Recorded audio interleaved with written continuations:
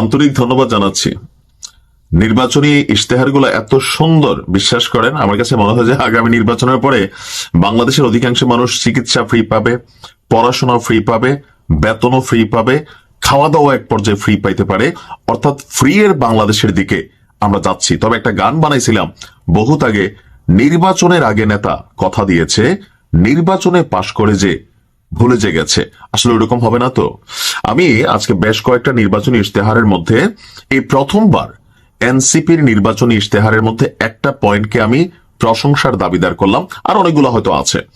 জামাত আমিরের গতকালকে যে ঐতিহাসিক ঘোষণা, আমি এটারও প্রশংসা করলাম।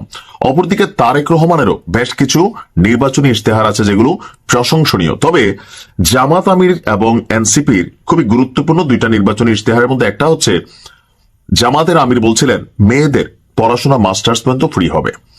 এর পাশাপাশি গর্ভাবস্থা থেকে শুরু করে সন্তান জন্ম দেওয়ার 5 বছর পর্যন্ত নারীদের সকল কিছু সরকারের পক্ষ থেকে ফ্রি করা হবে। আসলে এটা কিন্তু হিউজ একটা চ্যালেঞ্জিং একটা ইস্যু।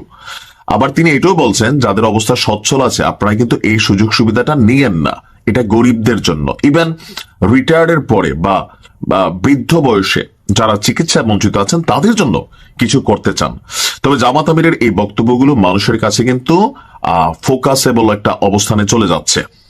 পাশাপাশি জনাব তারেক রহমানও ফ্যামিলি কার্ডের পাশাপাশি অনেক রকমের সুযোগ সুবিধার কথা বিএনপির পক্ষ থেকে বলা হচ্ছে।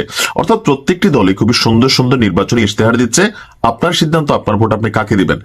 এনসিপির যেটা নিয়ে কথা বলতে চাচ্ছি, এই প্রথম বাংলাদেশের ইতিহাসে এই 11 দলীয় জোটের মধ্যে বেশ কিছু জিনিস আছে। বাংলাদেশের ইতিহাসে আমরা জানি যে মাতৃত্বকালীন ছুটি পাওয়া যায়, মানে একজন মহিলা যখন প্রেগনেন্ট হন তাকে নির্দিষ্ট একটা সময়ের জন্য ছুটি, এমনকি বেতন ভাতাও পান। তো বিদেশের সিস্টেমে এই প্রথমবার বাংলাদেশে 1 মাস পিতৃত্বকালীন যে ছুটি আছে সেটাকে বাধ্যতামূলক করার অঙ্গীকার করেছে কে? আপনার এনসিপির নির্বাচনের যে 36 দফা ইশতেহার আছে সেটার মধ্যে আমরা দেখলাম যে তারুণ্য এবং মর্যাদার ইশতেহার শীর্ষক 36 দফা ঘোষণার অংশ হিসাবে এই প্রতিশ্রুতি দেওয়া হয়। অর্থাৎ একজন ছেলে সে যখন বাবা হবে তখন তার স্ত্রীর রক্ষণাবেক্ষণ, সন্তানকে একটু দেখভাল, এই যে বিষয়গুলো আসলে খুবই গুরুত্বপূর্ণ। আর এজন্য 1 মাসের পিতৃত্বকালীন ছুটি বাধ্যতামূলক করা হবে। সরকারি নারীদের ক্ষেত্রে প্রতি মাসে 1 দিন অবৈধ অর্থবেতনে ঐচ্ছিক পিরিয়ড লিভ চালু করা হবে। মানে অফার আর অফার। 11 দলীয় জোটের অফারগুলো একটু বেশি আমার কাছে মনে হচ্ছে। তবে তাদের অফারের মধ্যে আবার ভেজাল আছে। যেমন ধরেন হান্নান মাসুদ বলছে যে নোয়াখালীকে বিভাগ করে দিবে, অপরদিকে এনসিপির হাসনাত বলছে, আসিফ বলছে কুমিল্লাকে বিভাগ করা হবে 1 মাসের মধ্যে। জামাতের আমির বলছেন নোয়াখালীকে বিভাগ করবেন, তিনি ওয়াদা দিয়ে চলে আসছেন। তো কুমিল্লাবাসী তো আমরা ধরা খাইলাম। এখন এই জায়গাগুলোতে আবার কিন্তু একটা সাংঘর্ষিক বক্তব্য না, দেখেন গণমাধ্যমে আসছে যে হান্নান মাসুদ এবং জামাতের আমির তারা বলছে নোয়াখালীকে বিভাগ করবে। আবার অপরদিকে এই দলটিরই হাসনাত আব্দুল্লাহ তিনি বলে গেলেন যে আসিফ মাহমুদও যে সব প্রসেসিং করা আছে 1 মাসের মধ্যেই 11 দলীয় জোট ক্ষমতায় গেলে তারা কুমিল্লাকে বিভাগ করবে।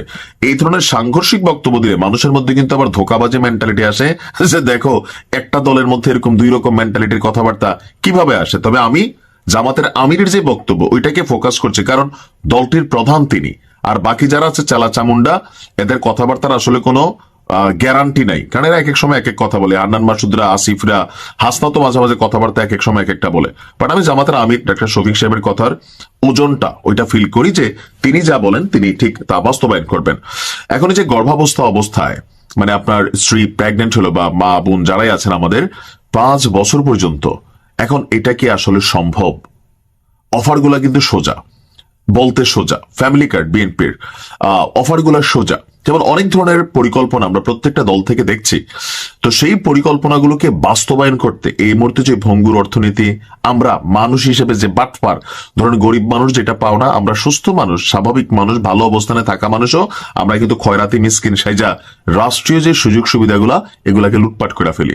তো এই ধোকাবাজ জাতি